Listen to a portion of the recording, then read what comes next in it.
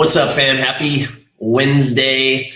Welcome to Ask Snaps Day. We're going to let some people jump on live and join us. But wherever you're coming to us from, whether it's YouTube, Facebook, inside of one of our training groups, great to have you. Go ahead and drop some comments below to let us know who you are, where you're coming from, what part of the world. And we're going to get rolling. Today, we're going to do a Q&A. The last couple of weeks, we've kind of announced or done some specific trainings on kind of some fast web builds. I'm excited to share, what has kind of transposed since that last training. There's a couple of people I've seen some feedback from already. Erica Green was one who I saw posted this morning that said she already took the training that we did last week about using Snaps and its free tools to go out and prospect for new business and show people how you can create a mock-up site for them. Maybe they don't have a site, maybe they need a better site. And she was able to land a $2,500 website design deal just like that, plus a recurring SEO retainer. So a client worth more than, I think it was like $5,000 or $6,000 over the course of this first year, just from the training from last week. And there's a bunch of other people I know that are doing the same thing. There's a handful of you that reached out saying that you were out there prospecting and finding deals, which is awesome. But yeah, we got Indiana in the mix. What's up, Carlin? We got Callie always. What's up, Julius? There she is. Yes, Erica, congrats on your deal. I thought that was amazing and way to just kind of like take the bull by the horns, take the training, put it into practice, and shoot, making more money for your biz from it. So I love hearing that. Yep, Oregon coast, love it. We gotta get out to the coast here soon. I live in Central Oregon, and we're a few hours from the coast, but the Oregon coast is amazing. We got Virginia in the house, and then we got some friends down under. Love it. All right, cool. So we're gonna get into some Q&A today. And I wanted to actually first start off, before we get into it, one quick announcement. But if you haven't done so, just make sure, like it says below, StreamYard.com/Facebook, make sure you authorize StreamYard so that we can see your name like we can with Jody here. What's up, Jody from Vancouver Island? We got David Extra Sandboards, just saying, I love it. And Glenn, what's going on, Glenn? All right, so quick announcement. Starting next week, we are moving this live to Tuesdays at the same time. So Tuesday, 4:30 Pacific, I'm gonna do a kind of a Snaps Tech takeover on those Tuesdays instead of this Wednesday. So mark your calendars accordingly. We'll have those announcements going out as well too. So all of the Snap specific training, Q&As, all that will now be on Tuesdays moving forward. Just going to make things easier kind of logistically with other schedules and trainings and things that we have on Tuesdays and Thursdays. Doing it, Tuesday, Wednesday, Thursday is a lot. I want to make sure I've got time to prep and pour into some of this content for you guys, and also make sure that we're spending all the time developing some cool new features and things that we got coming down the pike for Snaps. Love it. Yes. Chooks. My man Chooks from Nigeria, 12:30 on Thursday. You're coming to us from the future. You got to tell us, Chooks, what the future is like. All right, so we are going to get into it. I'm just going to pull up. There were some questions that had come in earlier, but if you have any Snap-specific questions, please go ahead and drop them into the comments now. Pierre, I think you had a question about the multi-language widget. So go ahead and drop that in here, and we're going to get rolling. But it looks like we already have a question from Erica, so we're just going to get right into it. I'm going to cap this at we'll probably go 45 minutes to an hour today. If we don't have enough questions, then we'll cap it earlier than that. But I'm going to give it till about 5:30, and we'll get rolling. But Erica says, hey, once you pick a template, last thing. If you want to join me on camera for this live, so if there's something that maybe requires a little bit more of kind of like an under the hood, I'm happy to pop into your site and kind of do a little more of a deep dive. The only requirements is that you would be, on your laptop. It's not going to work from your phone, but if you're on your laptop and you can hop on a webcam with me, go ahead and drop that in the comments. And then what I can do is I can send you a PM with a link to join me here on the live. And that way we can maybe interact a little bit. So we'll be kind of opening up this kind of more like one-on-one coaching type on some of these calls occasionally, and wanted to go ahead and test that today. So if you're down to jump on the stream with me, just put that in your question, and then I'll see that, and we'll go from there. But getting right into it, Erica says, once you pick a template and create a site with all your content photos, can you change the template? Erica, we kind of toyed with whether or not we allow kind of the template shifting or not. And no, you cannot. We used to have it available to where you could reset the template. What happens though, whenever you reset the template, because every template is unique, and the layouts of those templates are unique in the sense of each block of content, might look best with a certain number of words. So like if you're looking at the homepage of a site and it's got, your intro section and then an about us section and a services section, those templates are really designed to work in a certain way. Now, by all means, you can break those things apart and put them back together. And I've seen some amazing work coming out of all y'all who are using snaps. But there definitely is an intention behind each template. In fact, one of the things we're going to be rolling out here very soon are template guides. So they are going to be like a PDF attachment that goes along with some of these specific templates that give you a checklist of how to make the most out of that template. What kind of content do you need? How many words? All that kind of stuff. And so we realized, while yes, we could give that ability, it actually would kind of I've often found in business and in creativity, constraints are a good thing.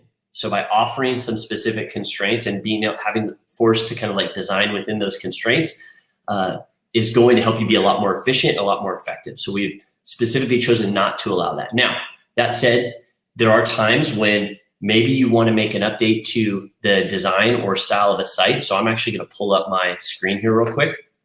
So if I'm in my dashboard here, let's say we go over to this lawn authority event. So this is actually one, just so you all know, I practice what I preach. This last week, we had a husband and wife team who started this landscape company who came out to our place to aerate our lawn for us. And we're going to be hiring them to do our kind of weekly mow. And lo and behold, they didn't have a website. They just had a Facebook page. And we were referred by a friend. So of course, I went in, I spent the 20, 30 minutes. I mocked up this site. I just sent it over to them. And then we're currently working out like what that deal looks like with, the work they're going to be doing for us and the work we're going to be doing for them on kind of like a barter, but looks like we'll be coming out kind of on the plus end there here. So was able to mock this site up for them, and they were super happy and impressed. And by the way, I did this even without them having a site. We just pulled it from their existing Facebook page and the images and things that they had there, their logo, all that. So anyways, back to the question of kind of making changes to a template or a site. So if I'm in here and let's say, I want to make some global changes specifically, you can go ahead and do that under the design and global section here. So like, for example, let's say you wanted to change, all of your paragraph text to be Montserrat or Mont. You could change that. You could do the same thing with your headers here. So then you can see it's making all these changes across the board. Likewise, if let's say you just really didn't like the layout, even of just a home page, you can go in here and create a brand new homepage. You could even just do a completely blank homepage. We'll just call this home new. And you can start building, a page here from scratch, even just using our sections. A lot of you may or may not be using our save sections, but this is a really great way to like quickly build out a site and kind of be able to mess with different types of layouts. Because once you pick that template initially, you are kind of locked into that template. Now, until you publish, you can obviously go and create a new site from a new template if you really like. But I would suggest, maybe creating some new pages, using these different sections to kind of build and construct the type of page that you might want. And then you can always, go back and, get rid of these old pages and replace them with the new ones. I can change this now to be the home page, and as long as you copy over all of the information here in the SEO tab, the page title, description, and then in the case of everything except for your homepage, you want to set the page URL, you could kind of in effect make a new version of that same site without having to go and reset the template. So hopefully that makes sense. All right, we'll pop back in here and see what else we got. Yeah, Susan's coming to us from Australia too, so it's morning for her. What's up, Susan? Good morning. All right, so we got kind of a promotional cross partnership question here. Is there going to be a tutorial for Ad Sling? I'm trying to create the phone number image for my sites and I'm having some difficulties. So I'll pop this in here real quick. I'm happy to. I just actually need to log into Ad Sling real quick. I'll do that and then I'll pull that up on my screen. But many of you may know Ad Sling is kind of a separate tool from Snaps, but we are doing some stuff kind of in partnership with Ad Sling. And currently, so I'm just looking for my password right here so I can log in. I'm on a different machine right now. If you are on the Decade Packer Hire, so if you're on the Decade Packer, you have 10 or more sites published in Snaps, we're actually giving away a free seat to Ad Sling right now, which I'll show you what Ad Sling is here in just a moment. Ad Sling is like an online Photoshop type of a tool, but Russell's asking about making that phone number widget in Ad Sling. So let me just log in here real quick and I'll show you how to get that done. And then to answer your question, Russell, yes, we are going to have some more. We're actually planning an Ad Sling takeover with some of the dev team from our Ad Sling side of the business to come in probably in the next couple of weeks. And then we are going to be rolling Ad Sling out of beta, hopefully sooner than later. So let me go in here and share my screen. Okay. So we'll share. So this is the back end of Ad Sling. If you are not an Ad Sling user at the moment, if you just go to adsling.com, you can go ahead and join the waitlist here. Just drop in your email and you'll join the waitlist. We'll reach out to you as soon as we're kind of officially out of beta and launched. But if you do have 10 or more sites published or you're on the Decade Packer Hire, please reach out to Snap Support, our support squad, and let us know. And then all we'll need is your email. We can send you actually an invite out to start using this right now.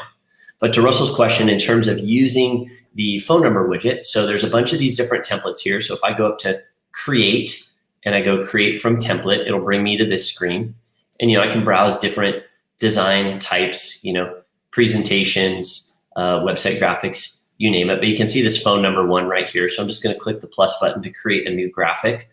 And this is the way, in fact, on that, let me go back over here on this site. This is how I made that graphic up at the top of the page here. I did that with Ad Sling. And so all you would do is create from template. You pop in here into the editor, and it's as simple as kind of double clicking these numbers here. And I can type whatever my tracking number is. So 949-555-5757, okay? And then what you're gonna wanna do is click export and choose PNG. The PNG is gonna ensure that you have that clear background over here. So I'm gonna download that to my machine, and I'll actually show you, how I could use that in a site. Okay, so let's do this real quick. Let's pop back to the editor. Let's actually go to a different site. Actually, we'll start a new one here real quick. So if I just go create website, let's say I want to pick contractor lead gen template, select that template. And usually what I'll do is I will add that phone number, if you're using this for like a local business and you want people to be like calling your phone number, I'll actually convert or have that phone number show up as the logo. So I go into content and business info, and then this spot right here where it says upload logo, I'm just going to go upload. I'm going to do a quick upload images and find from my downloads, find that phone number. There it is. So we'll add that. It's going to upload into Snaps. I'll click done. Now that phone number is part of the business info. So we'll just call this, New Biz Co. And then you can kind of use this wherever you like. So let's say I actually wanted to get rid of this click to call number, and I want to put my phone number there instead. I would choose the image widget, bring it up here, click on this little settings wheel, go connect to data, and I want this to pull from my site logo, which is that phone number. And then I want the image link to be a click to call. Right now it's got that 555 number, right? So I'm gonna click done. I'm then actually going to go back into, so I make sure that it goes to the right number. I'm gonna go to business info. I'm gonna change this 555 number to the correct number. Forget what it was. We'll pretend let's see here. 555 5757. Yeah, okay. 555 5757. I'm gonna save that. And then, this is pretty dark, so it's hard to read on there. So let's say I want the whole background of the header to be like a darker yellow. I'm gonna go header, edit design, and we're gonna change this background color, something like that. Maybe I'll even go a little bit darker. But this doesn't matter, but I think you get the idea. Now, the only other thing that we might wanna be aware of is that, remember, this navigation is going to be different on the desktop versus tablet versus mobile. So I might want to right click this and copy this element. So when I go over to the tablet view, maybe I want to paste and add that in here, or actually maybe I want to do this, paste it in the middle, do the same thing with my background color here. Maybe this time I'll just make it like a dark like that. There we go. We'll do the same on mobile. Here, with your mobile designs, you're kind of a little more limited on purpose. So you need to pick a specific layout type. So this should be pulling from the logo. So if I grab this guy in here, now I'm going to have to, again, same thing I did before, right click, connect to data, connect it to my site logo. Make sure to link that to my actual phone number, which you can see now is updated. It's pulling from the business info panel. Hit done. And just like before, we might want to change the background here so there's a little more contrast. And there you go. One other thing, is you can maybe make this a little bit bigger. So you can actually, let's make this real big. Boom, there we go. Because I want them to give me a call. So hopefully that answers your question, Russell. If not, go ahead and pop into the comments. All right. Moment says, hey, Gabe, I had a technical issue on two of my lead gens. I got this error. HTTP status, code problem. Your URL is forbidden. I'm stuck as backlinks are not getting indexed. How to fix this, please? So yeah, so it sounds like an SSL issue, Moment. Which is pretty straightforward. If this is something you want to us to dig into, this is something you probably want to hit up our support team specifically, and they can help with that. If it's let me just pop this in here real quick. So if you go to snaps.ai/chat here, that'll take you through to our support squad. They can help you with any account specific or like billing type issues. They're not there as like a training support. That's what these lives are for, all of our support articles and those kind of things. But if you have something specific to one of your sites, they can look into it specifically. And we might need to see the actual site that you're seeing this issue on. So that could be helpful. If you're able to pop that into the comments, I can actually check it out here while we're on the live to see what's going on. But I have a couple of guesses. The first is that it may have to do with the SSL certificate. So if we pull my screen back up here again, and we head over to, my list of websites. Once this loads up, you'll be able to see kind of a list based on what's published or not published. So if we go to, this GabrielRyan.co, my personal site. So if I head over here to edit website, there is a section on the left-hand side that's going to deal with your SSL certificates. Now, one of the beauties of Snaps is that we include a free SSL for on every site. So you don't have to pay for an SSL certificate like you do with a lot of other site builders. That's just part of what's included. But depending upon the order of how you publish things, that SSL may need to be refreshed. In fact, if you just do a Google search for Snaps SSL cert, it's this top article right here, Ad SSL or HTTPS security certificate. This talks all about SSL certs and how to go and do what I'm about to show you.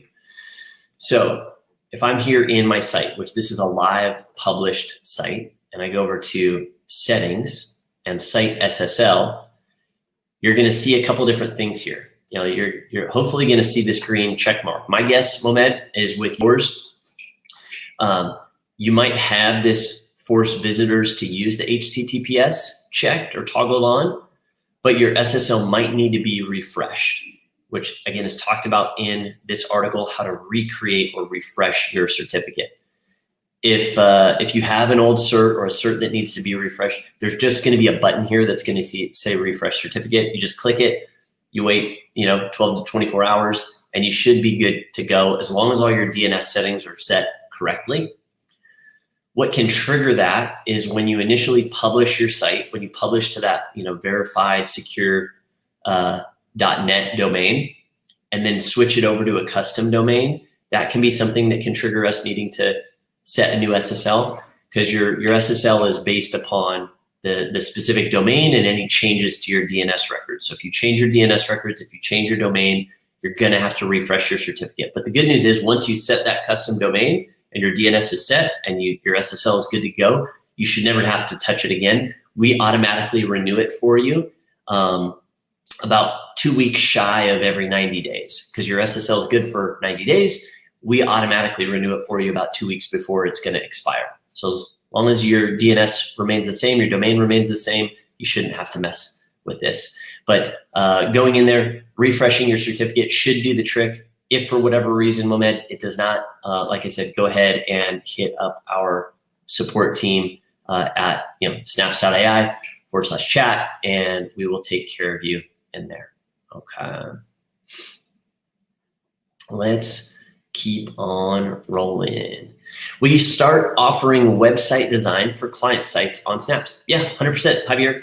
If you, so we've got some options already based on the kind of site that you need. So if you're looking for like a lead gen site or a local city review type of site or agency site, we already have kind of some partners with our friends Johnny Leeds who does that. But if you're looking for custom sites or client sites for clients, and you want us to build that for you, 100%, we can do that. Just reach out to our support team with as much information as you have. Even better would be if you could shoot us a kind of an email synopsis. Let me put our email up here on screen. It's just support@snaps.ai. And then just go ahead, shoot us an email in the subject line. Just say, hey, I'm interested in a custom website, done for you website design. And then give us as much information on the project as you possibly can. Who's the site for? Are you going to be providing the content, or do you need content as well too? Usually with those kind of custom sites, that's where the price usually goes up. Like what if we would have to charge more is if you need those content services. But if you're going to be providing all, or the client's going to be providing all of the content, then really it's just a matter of understanding what does the site have to do, how many pages do we have to build, and then we can go through that kind of onboarding process. So just reach out to our support team through email. Let us know that you're interested with whatever details, and then we'll probably come back with some additional questions.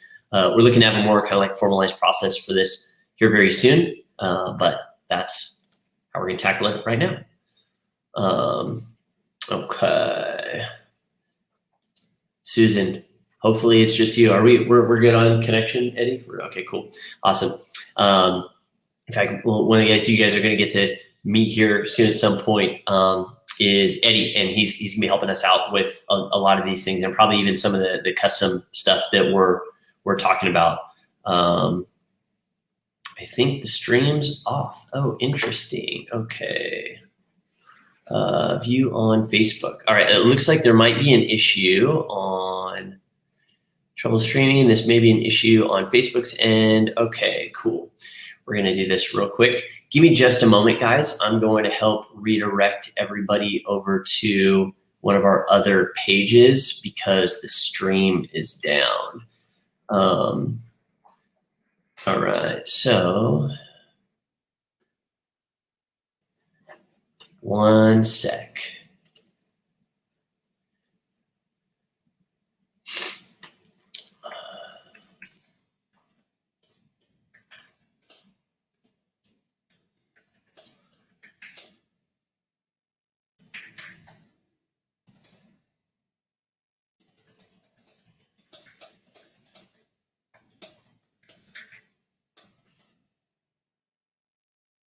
Okay, so sorry guys. All right, so I went ahead and posted that into the group. Let me see if this is gonna go up there. Okay, yeah, all right. So I'm gonna pull edit post. All right, I think we're good to go there.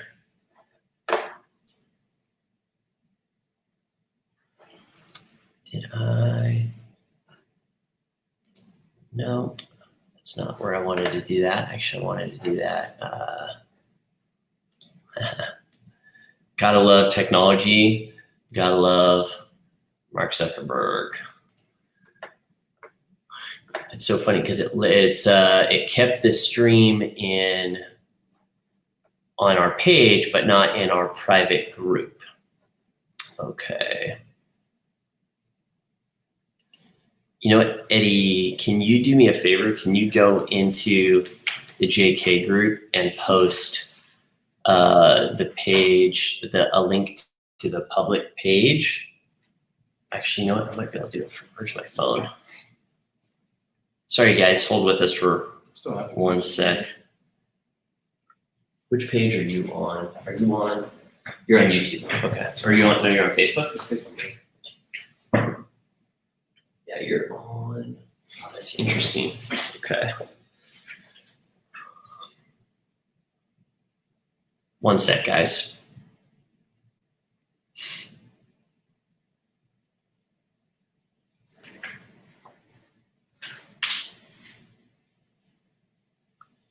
Facebook.com/snaps AI.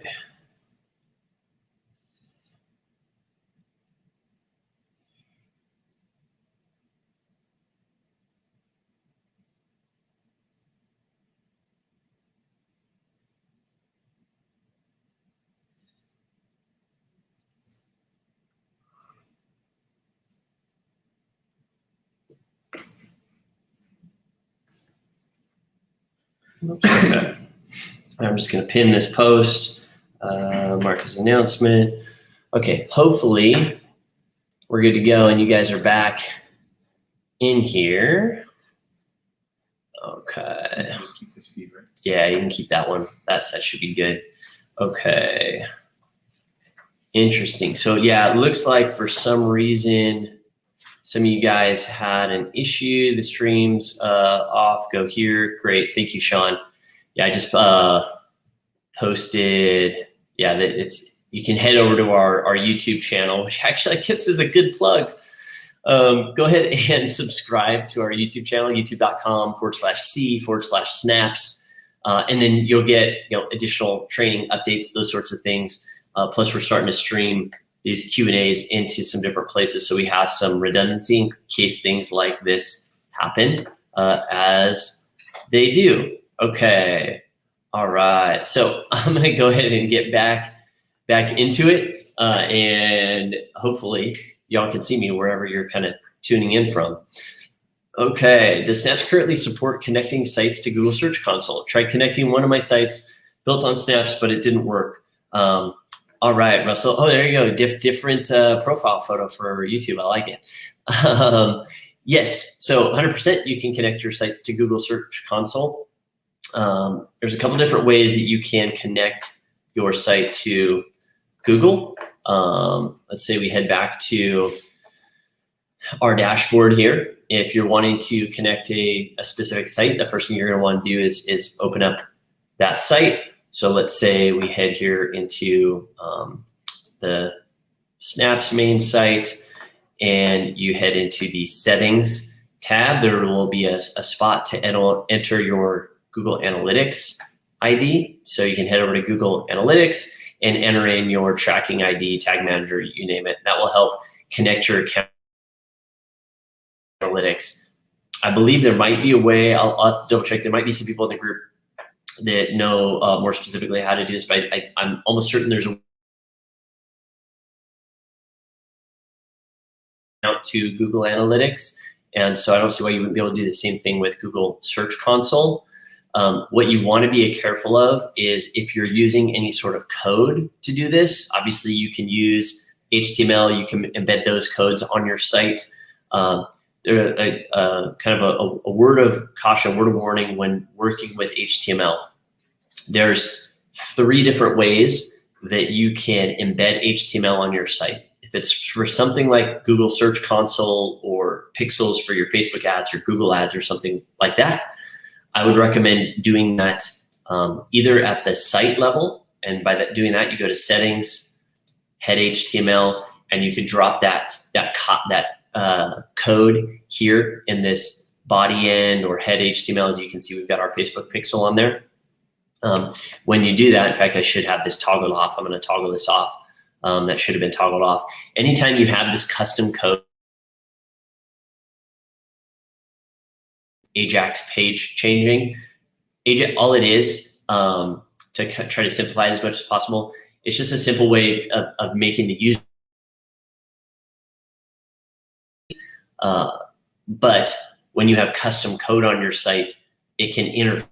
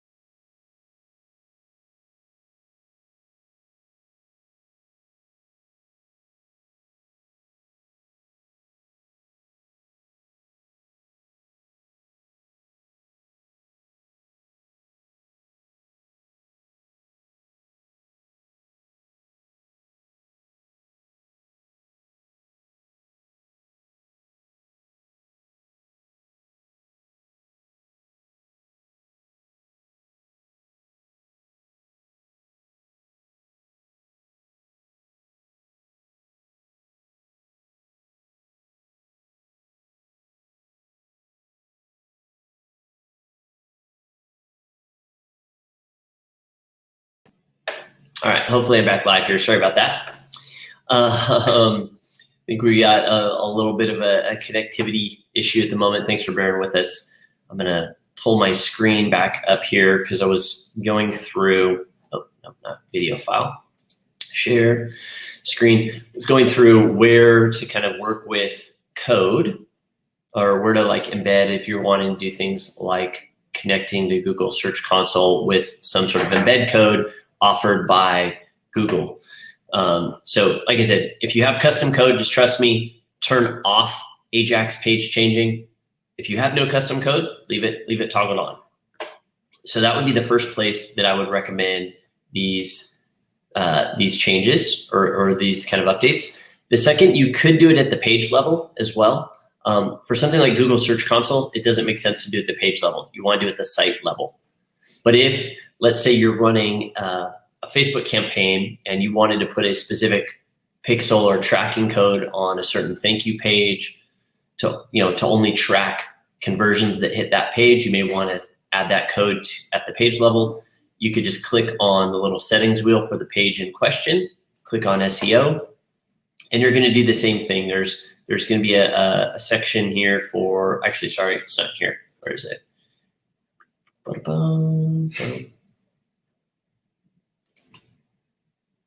Why am I missing it? Why am I missing it? Oh, there it is. It was here. It's at the bottom. Like, am I crazy? No, down at the bottom, you'll paste in your HTML for the header. In this case, it would only show up on this specific page. So that's one way of kind of using HTML. You can do it at the site or the page level under settings or in the page menu. The second way is entering developer mode. So up here in this top section of the site, you can access the HTML and CSS of the site. You're going to get a warning, and then it's going to pop you here into developer mode. Proceed with caution. We make no assurances if you edit any of the underlying code within your site to try to streamline things. Trust me, we've built everything for Snaps with Snaps in such a way to give you the best, most lean and mean possible site. But if you need to go in there into the code, you can do that. Like I said, just proceed. You want to make sure that you're well versed in working with code and kind of debugging things, because if you get in there and break something within the site, we may have to revert to a backup if you have a backup that's created from your site. And then you could potentially lose some of that work. So that's another way to get into the code of your site. And then the final way is with our HTML widget. So if you go over here to widgets, and you'll see it right here, I can just drag this on this screen. This is not meant for any kind of embed codes or pixel codes or tracking or JavaScript. Do not use this widget for anything like that.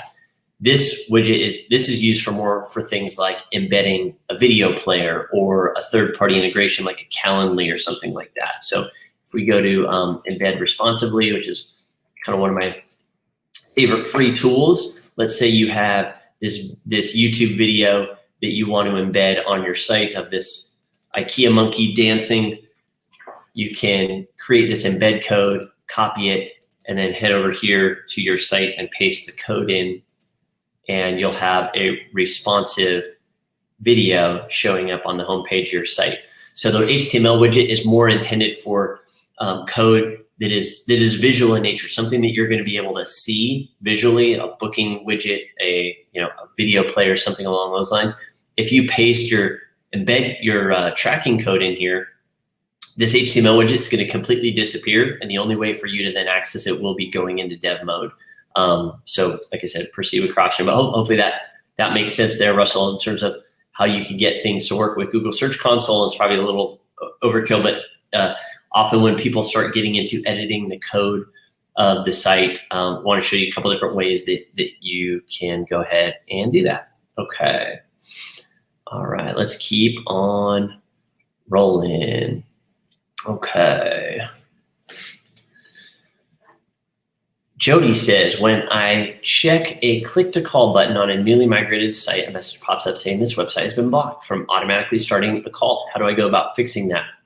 Great question. So actually, Jody, this is one of those things. This is pretty common, and this is not a Snaps related issue. It has to do often with testing and you testing multiple sites from a device or a phone.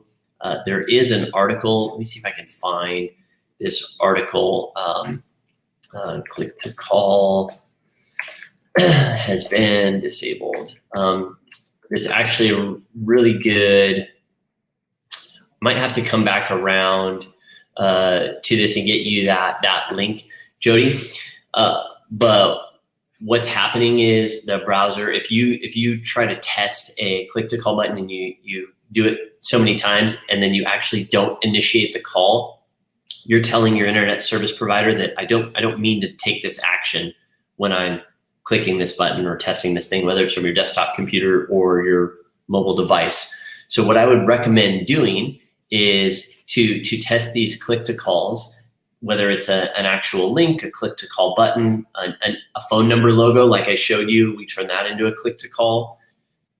once you have it published on a live site, not before, not in a preview mode, that's not gonna work in preview mode, but once you have it on a live site, go ahead and have a partner, a friend, or someone that can test on a device for you, knowing that the call is gonna come through to you, and make sure that they test it and that they actually initiate that call. And that should help solve your issues. Otherwise, if you, again, like I mentioned before, I forget whose question it was before, but if you have a site-specific issue where you feel like the widget is not operating properly, hit up our support team. We'll check it 99 times out of 100. It simply is just that. It's something that's cached in your browser or that you attempted to do, so the ISP is blocking it. But when we test it on our end, or your friend tests or whatever, the click to call would work just fine. Okay. Oh man, how to combine all your collection data into one clickable service page to be shown on a home page when you click services. Let me see if I can understand the question here. How to combine all your collection data. Moman, I'd be curious if you'd be down to jump on camera with me. If you are, let me know in the comments and I can send you that link. But how to combine all your collection data into one clickable service page to be shown on a home page when you click. Okay, I think I know what you're talking about. I think maybe you're talking about dynamic pages. Let me pull something up here real quick, and then I can show you. I think what Momed's asking is about our dynamic pages, which, let me find that as well too. Snaps, dynamic pages. There's a really good kind of workshop I did months ago. Yeah, and it's on our YouTube channel. So I'll find it right here real quick. Go check out this this video. It's Snaps VIP training, dynamic pages. It's on our YouTube channel. There's a lot of good information in there about using dynamic pages, which your services is kind of a really great way to use a dynamic page. All you need, if you think about a dynamic page, all it really is a template attached to a spreadsheet. So let me show you an example of that. Let me pull this up real quick first, and then I'll show you. Give me just a moment. Get my nitro sweet cream.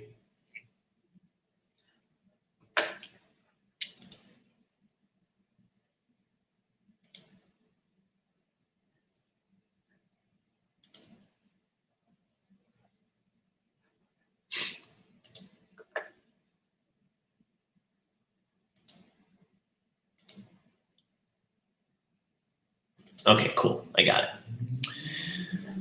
All right. So if I'm in one of my sites here, you can see I've got these different page types in my page menu. Okay. This little icon right here. See if I can zoom in for you, like command. There we go. Okay. So this little icon right here that looks like kind of like a stack of coins is a database icon. So this tells you that this page is a dynamic page. And when you're editing a dynamic page, you're really just editing the template of what that page would look like. And it tells you up here in the top right, you're in dynamic mode. So if I wanted to create, let's say, a services page that's a dynamic page, I go, hey, add a dynamic page, single service. It now wants to connect to a collection, which is a spreadsheet. So we have to connect a spreadsheet to this service page. So I'm just going to click Add Page. And in this case, it's showing you an example of what one of these pages might look like. So it has a title here. You can see the little connected ring. So that tells me it's connected to data. This is all the information you would want for this particular page, right? And maybe there's some information that's static, like this is just connected to our business info, so that's always going to be the same. But if I click here, it says go to collection, it's going to take me to the spreadsheet where all this information is. So in this case, if you choose one of our dynamic page templates, it's going to pre-populate all this information. So then you just have to go in and replace it, makes your life a little easier. But you can tell in this case, we've got 1, 2, 3, 4 different pages that are going to be built based off of this single dynamic page. So what Moment's asking is, hey, how do I show, I think what he's asking, how do I show all of this information on a single services page? Well, the way you would do that is with our list widget. So I'm going to go back over here to pages. I'm going to click new page. But in this case, I'm going to, let's choose this guy. Let's choose our services page. So let's say we wanted this to be kind of like a main our services page, but I wanted to show all the information from those other services below. So I'm going to delete these unnecessary rows. Actually, maybe I'll leave that one for booking a service. I'll delete this one. We're here to help. Okay, cool. So I just want to add one more section right in here. And I'm going to do that with our list widget. So I click widgets and go to list. And I'm going to drag that into a new row. And then what I'm going to want to do, I want to connect this list to data. So connect to data. And what I want to do is I want to choose the collection for my services.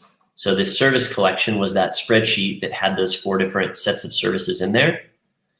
And then you got to make some decisions like, okay, well, what do I want the image to connect to? Because there's 2 different types of images in that collection. So let's say I want that to go to the main image, the title, maybe we'll set that as the header, the description, maybe is, description 1, the link text, maybe I want that to be header as well too. Oh no, then we already have the, we'll do subheader maybe. I can click done. Now I can mess with the design of this kind of list to show in a different fashion depending upon the information that is in that collection. So you go to things like, let me go over to content here actually. And make this font, because it's white on white so you can't see it. So I change the color of that. Some of this should start to show up. There we go. And then link, we'll make it a color here so you can see it. So now you can see I've got an our services page that shows the information from all those different services pages. And I can kind of mess with the design of this if I want. I can right click this. I can change the layout to be more like this card style if I want that.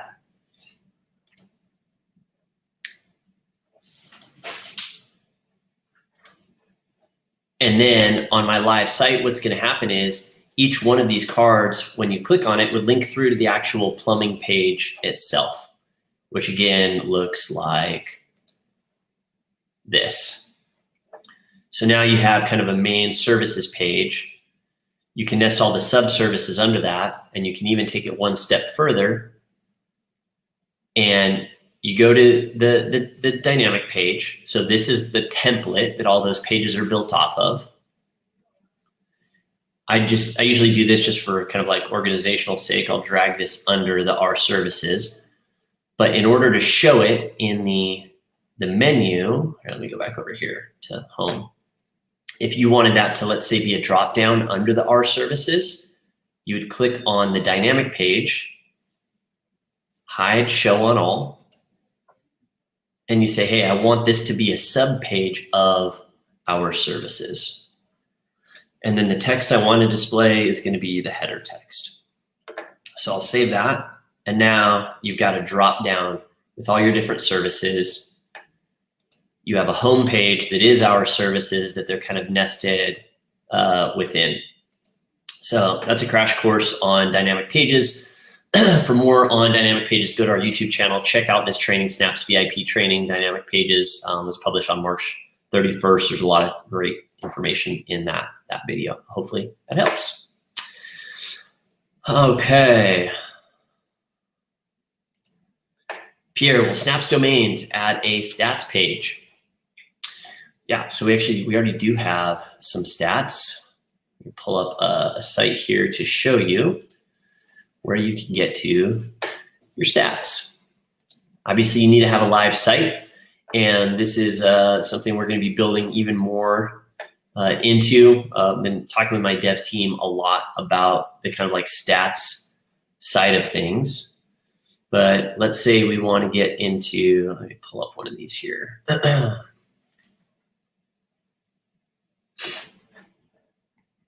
One sec.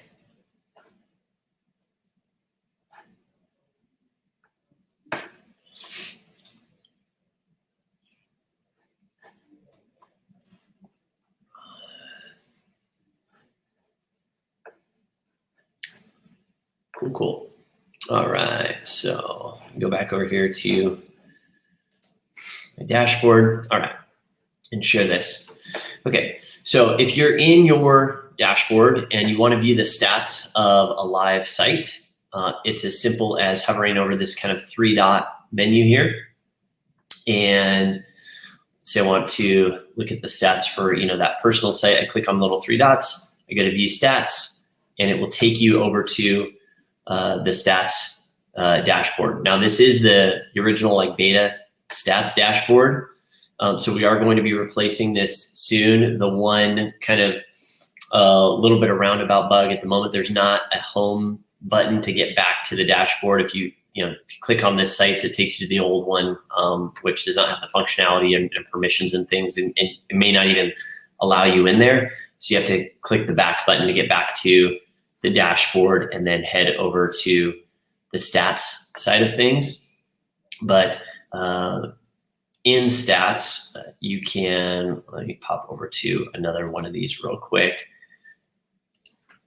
You click on view stats, you can see site traffic. If you have any sort of like personalization, the automation where it's like, hey, the 3rd time somebody visits my site, I want to show this specific pop-up, you will see specific engagement based upon those different personalizations. You can set the time frame. So this is showing, within the past week, traffic and things from this particular site.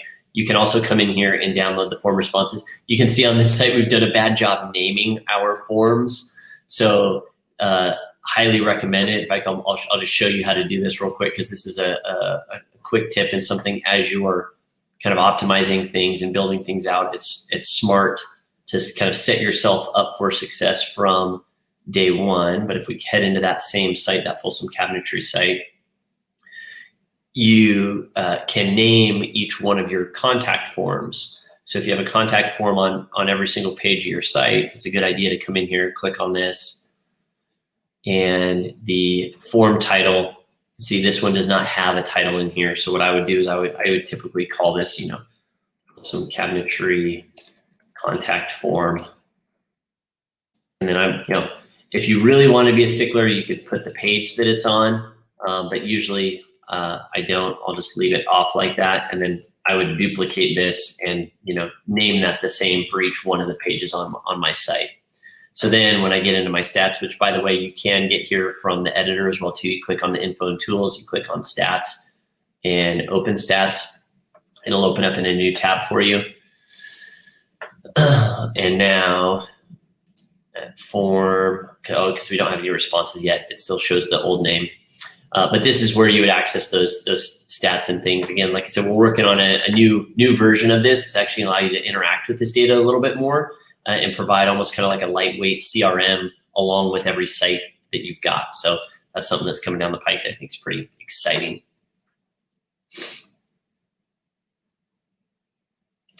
Chuk says, what lead gen scenarios will using dynamic pages be most efficient? Really, Chuk says, it's anywhere where you can have what's called structured data. So structured data is just simply a matter of looking at, can I create a template, a recipe, which is a specific web page, that it's always going to be the same 5 pieces of content that go into this page, but the actual content itself is going to be different. Meaning, the example that I share in that training, and I would highly recommend you go check out that training on the YouTube page for the dynamic page training. It's like 45 minutes, but it's packed full of a really interesting use case too that I don't think you would find to be kind of like the normal use case. So I'll let you watch that video to find out what that is. But think of, let's say you know, on a services page is a good example. There's always gonna be the same elements. There's gonna be the title, there's gonna be the main image that shows what that is. There's gonna be a description about what the service is about. There's going to be a call to action, and there's gonna be a phone number then to call to get in touch. That's a good example use case of a dynamic page, because now what you can do very rapidly, if you know that your description is always, you know, 200 words, your call to action is always, you know, another 200 words, and then there's like a shorter, like, you know, 5-word call to action that's right above your click to call button or form or whatever. If that follows the same format every time, all you have to do is work on your content. You copy and paste that information into those different cells of your spreadsheet which is called a collection, and Snaps will automatically generate the pages for you. And all you have to do is, you know, as soon as that information is in there, it goes live to your site. So it makes it very easy to create dozens, if not hundreds of pages very rapidly that are all following kind of the same recipe. So another good example is like an About Us page. If you have a company, let's say you're working with a dental clinic, and they have dentists all over the US, and they've got, you know, 78 dentists, and it's always going to be, you know, their profile photo, their name, their email, their bio. Like, that's a great example of a use case for a dynamic page, because you can design the template one time, and then all you have to do is go collect the information from your client, the dental clinic, be like, hey, we need 78 photos, headshots. We need 78 names. We need their bio. It needs to be, you know, between, you know, 150 and 200 words. We need their email address. And now all of a sudden you can link all that up into a dynamic, as opposed to having to duplicate that page, make those edits, republish. Somebody leaves or gets fired or whatever. Now you have to go and, you know, delete that page. You can simply just go into the collection and make those adjustments for you. Okay. Bert says, I'm trying to get my website finished up on Snaps, but I'm having troubles with Google Sheets on the integration tab. When I log into Google Sheets, it acts as if it's logging in, but it comes back to the login button. I can access Google Sheets if I just log into my Google account, but can't access it from my website. So at least I know my password is correct. Okay, yeah. What Bert is talking about here, at least I think what you're talking about here, Bert, is actually on the contact form. Correct me if I'm wrong here, but on the contact form here, you can go into integrations. You click on Google Sheets. I'm not gonna do it right now because I'm not on my own machine, but you click on Google Sheets. What it does is it says, hey, authenticate your account, basically log in. So we prove that you own this Google account. And then we can sync any form submissions over to a Google Sheet for you, which makes it really cool and kind of easy to do automations and things with Zapier or whatever you'd like. There's a million different things that could interfere with that integration, because again, now we're not just relying on Snaps to store the data. We're going off-site. We're trying to make a connection with Google. You very well could have a VPN or some Chrome extensions that are interfering with that. Also, if you're logged into a bunch of different Google accounts in the same browser, that could cause issues. So my recommendation when making that integration for the first time from a site would be to make sure you're only logged into one Google account. I would recommend using Chrome. Obviously, Chrome is preferred for Snaps and for Google. And then make sure you turn off your extensions when you make that connection. Go ahead and set the connection, publish the site, run a test lead, make sure it pops through, and then you can kind of turn your extensions back on, because now it's live and connected on the site. But when you're setting up that connection, there's so many different things that could be interfering, because Snaps is a web-based browser. So anti kind of like malware software, VPN stuff, anything that's going to kind of like roadblock or get in our way of trying to access and make the connections that we need. Now, Snaps is secure in the way that we have everything built. It's an enclosed system, but we do need to store certain data locally on your machine, just like any website or especially any kind of platform or tool like web app that you're using does. And so we just need an open connection to be able to make that happen. And a lot of times it's those kind of like extensions and third-party pieces of software that interfere with our ability to do that.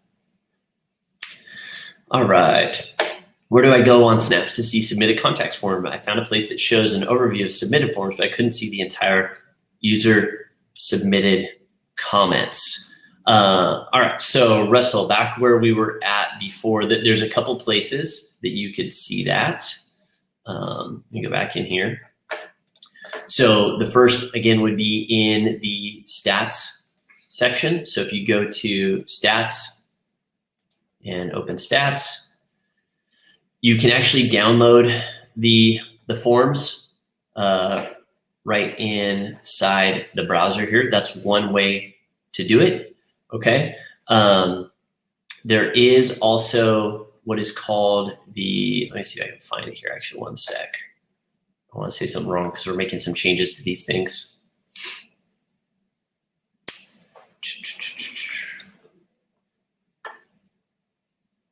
Yeah, no, the other thing I would recommend is the, what do you call it? The submission notifications. So when you go into your form here and you go to submission and submission recipients, I would make sure that you have an email address set up here. You can set up multiple email addresses, just separated by a comma. Just make sure you don't have any extra spaces. Otherwise it won't work. It won't recognize that. Because then you can kind of use your email as a place to collect and be able to look and see all of those different form responses, including any of the information they fill out here, project details, phone number, email, you name it. One of the most common questions we get is, hey, can I remove the name of the site? So in this case, the folsomcabinetry.com, when you get that form response, it's gonna say, hey, you got a form response from Folsom Cabinetry. Here's the person's name. Here's their email, phone number. Here's what they filled out for project details. So people ask, hey, can I remove? I want to pass this information along to my client, but I don't want them to know the specific site that it was generated from, because whatever your agreement is, you might have some anonymity from like where those leads are coming from. You can't do that specifically inside of Snaps, but you can do that with something like Zapier. So we give you the ability to kind of customize what you're going to be sending out to your client, as well as if you want to take that information and drop it in your own sheet, or if you have, let's say, a directory type of site where on page A, all those leads are going to this business, and on page B, they're going to another business, but you want to be able to kind of keep that a little more organized. You might want to do something like that with a Zapier type of integration. But that's where you'd find those submitted contact forms. Pierre says, super great, thank you. And don't forget, okay. All right, Pierre, I'll dig into the multi-language stuff here, but I forget if you had a specific question on that other than just like how to set it up. So let me go to our support site. This is a little more, this site has a lot of pages on it, so it's a little bit of a heavier site. But we do have, I know we had made a couple changes to this recently, but I do think we've got, yep, see, you can see it a little behind the scenes. We haven't pushed this version of it out yet. So there's a couple different things you can see here. I've got the default language as English, and specifically United States English. And then we have, a couple different languages. We've got, Spanish, and then kind of two versions of French that are showing up here, okay? So to add this to your site, you can see I've got this manage site languages, and you pick a default language, and then you can choose up to 3 additional languages. I would recommend letting Google handle the automatic translations here, and then you can toggle which ones you want on or off. If I try to go and add another one in here, you see I'm going to get this error because I've already got 3 languages. So you can only add up to 3 languages in addition to your default language. And we just added a handful more, but you should be pretty well covered here with what we've got. We know it's not covered for everyone, but I think we get a good amount of coverage in terms of making those translations. Now, word warning, this is going to add some extra code and things to your site to be able to make those translations based upon what someone's selecting. So just be aware of that. If you live and are doing business in a place that is bilingual and very common, that people are using two completely different languages, then I would recommend using the multi-language support. But if you live in a place where there is kind of like a single default language, and yes, people speak other languages, but they primarily speak this one, I would recommend sticking with just kind of that single, that predominant language. We've got users all over the globe, and sometimes too, it's funny because like a question will come through on support, and I'm trying to work on a site and it's like in German or something like that. We got to pull someone else in to help me understand like some of the different keywords and things that are showing up on their site so we can help them out, which is great. It's awesome to see snaps go global. But yeah, this is kind of how you would manage that. Let me go into another site. Let's say we wanted to add that to a new site. I haven't done this personally in a while, but I think the flow is still the same. So if I wanted to open up this like GabrielRyan.co site, let's say I wanted to add multi-language support here. I can simply go into, I believe it's under pages. Yep, you go under pages, go add site languages, and you're simply going to select the additional languages that you want.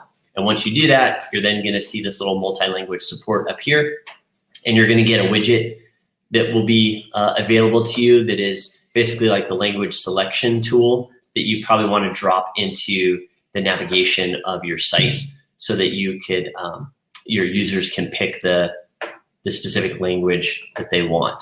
Okay. All right.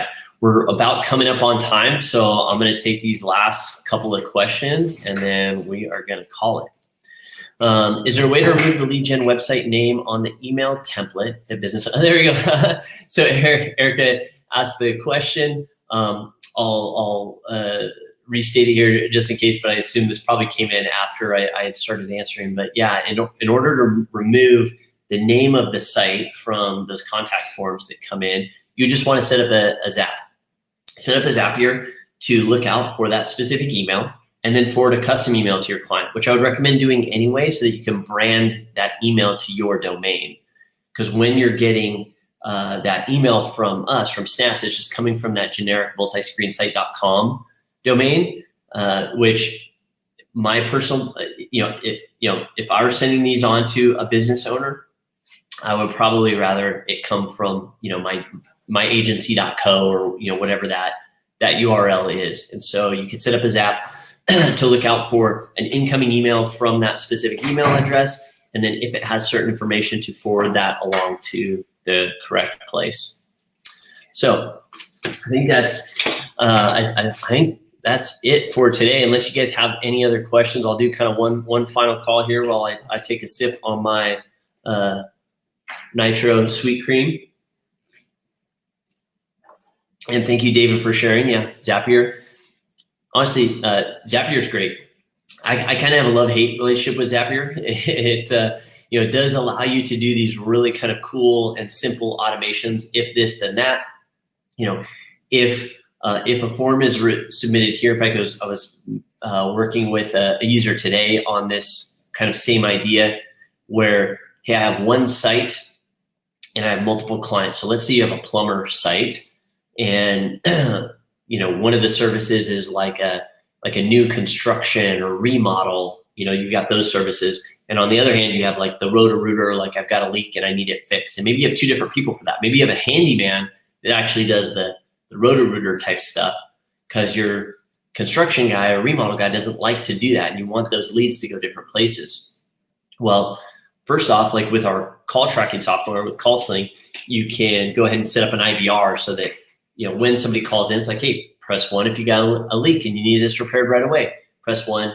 They go on to that business owner. Press 2, they go on to the other one. You can do the same thing with your form submissions and Snaps where, hey, if it comes through on this page for the handyman repair, then go ahead and forward it over to this other email address. If it comes in, on the construction, go to this other one. All right. No worries, Susan. Glad to do it. Glad to hear that you're learning something. Again, it's really fun to see when y'all are kind of like working on this stuff and it actually goes to, you put it into practice. I was stoked to see Erica snag that deal for $2,500 just based on last week's training. We had some other people that came through and had done the same thing and got an SEO retainer out of it as well too. So that's all I ask is just put this stuff into action and then share what your results are. All right, last one. Curious on the website, Bill, can you tell us more? No need for details, just context. All good, just curious. Yeah, absolutely. So AJ, if you didn't watch last week's training, definitely go back and watch it. It was a lot more kind of in-depth and intensive. I did a lot of prep for that because I've sold a lot of websites over the years. And one of the things specifically we've done with Snaps is we make it easy to, if I click on, I'll use this Law and Authority of Ben one that I just spun up for this client or this prospect rather. So you click on this little 3-dot menu, click preview. It opens up the website that you built for them in all these different kind of views, right? You've got the desktop view, the tablet view, and the mobile view. They can kind of toggle between, and it gives you the ability to provide a demo for a client for free. So you can build this thing out. You don't have to pay to publish it. You can show it to them and say, hey, you want to, like, if you want to pay me to like I just mocked this up for you. Obviously, we'd want to go in here and refine it and finish it out. Go ahead and do that. You can set up as a kind of like a results in advance type of thing. And so, Erica was able to do this for a client. She scored $2,500 out of the deal, 50% up front, 50% when it's delivered, and then a few $100 a month SEO retainer on top of that. So it's as simple as that.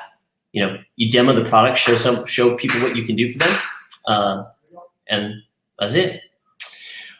All right, y'all. Well, thank you for hopping on another amazing Snaps Wednesday. I will see you guys again next Tuesday. So we're switching this up to Tuesday. So see you same time, 4:30 Pacific next Tuesday.